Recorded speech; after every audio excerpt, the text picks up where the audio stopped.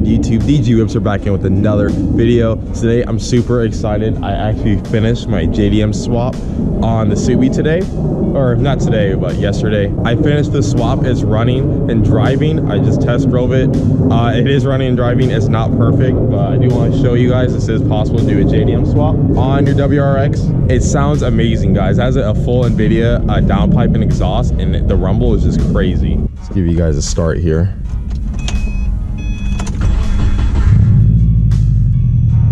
Starts right up. Now you can see I do have a check engine light. It's for an intake manifold runner being stuck closed. It could just be bad, which is very possible. The car is still drivable. I think it's just cutting a boost a little bit.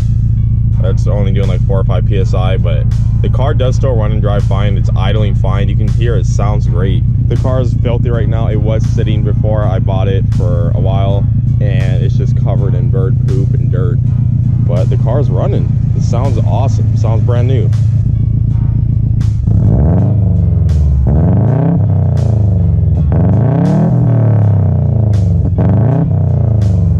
So yeah, right now I'm gonna go over how I did this and how it's actually pretty possible.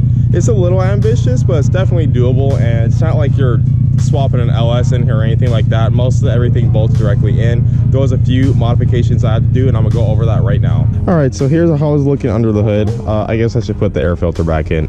Dummy me, but this is what it's looking like. We do have the Rev 9 intercooler here. And then we just have some basic like little eBay blow off valve or whatever. And then this is like probably like an eBay radiator, but it does have a bigger cooling capacity, so that's cool. So what all do you have to do to make this possible? So this is the 2.0 EJ, so it's smaller displacement, but apparently the engine is actually a little stronger. Now, because in Japan their emission laws are a little different, they do make things a little differently in Japan. So first thing you're gonna have to do obviously is take the old engine out. My old engine had rod knock, and you're gonna need some parts off that engine. So you're gonna actually need your intake manifold, your upper intake manifold. This is not fun to take off, I'm telling you. It's probably not that bad in the car, but even outside the car it was kind of a pain, so that's fun. You're gonna have to swap your JDM one with the USDM one. You're also gonna have to swap your wire harness. My wire harness is looking a little rough right now. Again, I need to touch things up. I just wanted to get it running. Which it is. So you're gonna need to swap that. You're gonna actually need to swap your turbo over and your headers in order for this to work. They are a little different, and the Japanese headers do not have the O2 sensor in them. I guess they don't use O2 sensors or something, I don't know. But so you're gonna need to swap turbo, the headers, and your intake manifold and your wire harness, because the problem with the Japanese wire harness is that this is actually on the other side, and also a few things are a little different electronically. You're gonna want to swap ththese ACVS solenoids. It's kind of hard to see, but you're gonna want to swap those. The sensors are different sizes. You're gonna want to swap your PCV. It's back here. I'm not gonna really get a good angle unless I take the intercooler out. But one thing I did have to modify it on the wire harness. I could have went two ways about this. I could have just swapped the fuel injectors. Actually, maybe not. They look really big compared to the USDM ones. So the clips for the fuel injectors actually do not clip up.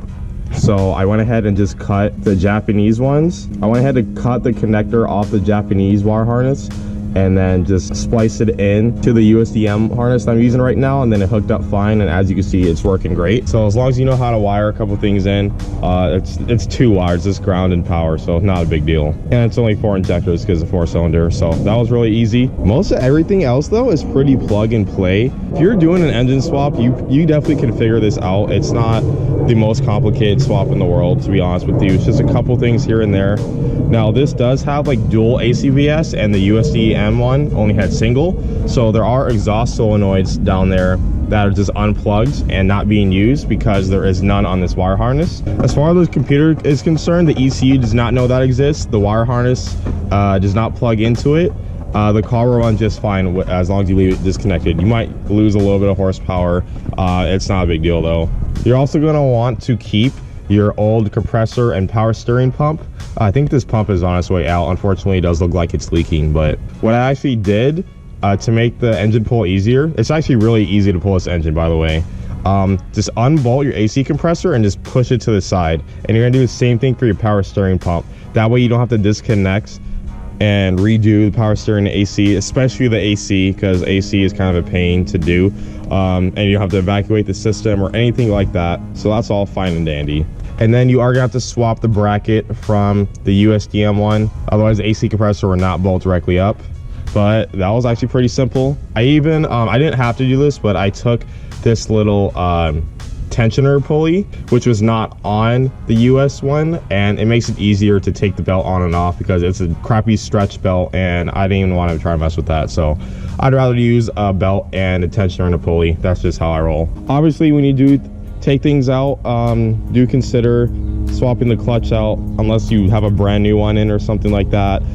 Anything that would be easier to replace with the engine out of the car, this is obviously the perfect time to do it. Timing, water pump, all that good stuff.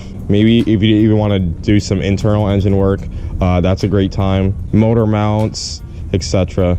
But other than that, everything bolts directly up. You can see it doesn't really look that much different. You wouldn't be able to tell there's a 2.0 in here if I didn't tell you. I did have to get new fuel lines because the quick connects did not connect to this, and the bracket I like broke, so it's just kind of moving, but whatever. But yeah, I did this in my garage with some pretty basic hand tools over the course of like 10 days, so this is doable. Just take your time, do your research. I might not touch on absolutely everything, but this is relatively simple to do. Just take your time, get tools. You're gonna need a buddy to take the engine in and out of the car, definitely, especially putting it in. I think the hardest part was actually sliding the engine onto the tranny. That was a real pain. But yeah, this is JDM Swapped, guys.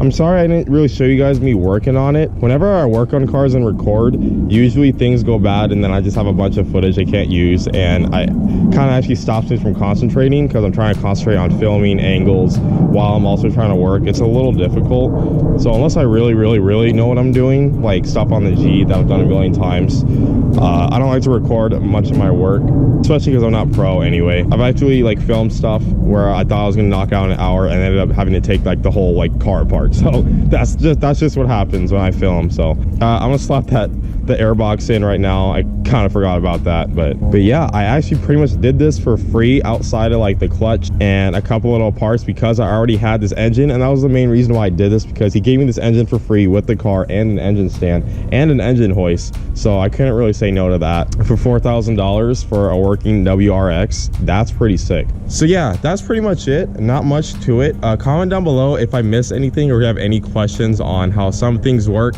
I do have a check engine light for, like, again, an intake manifold runner. I think it's just faulty, which I will have to take the intake manifold off to get to, so I'll touch basis on that and update you guys on that.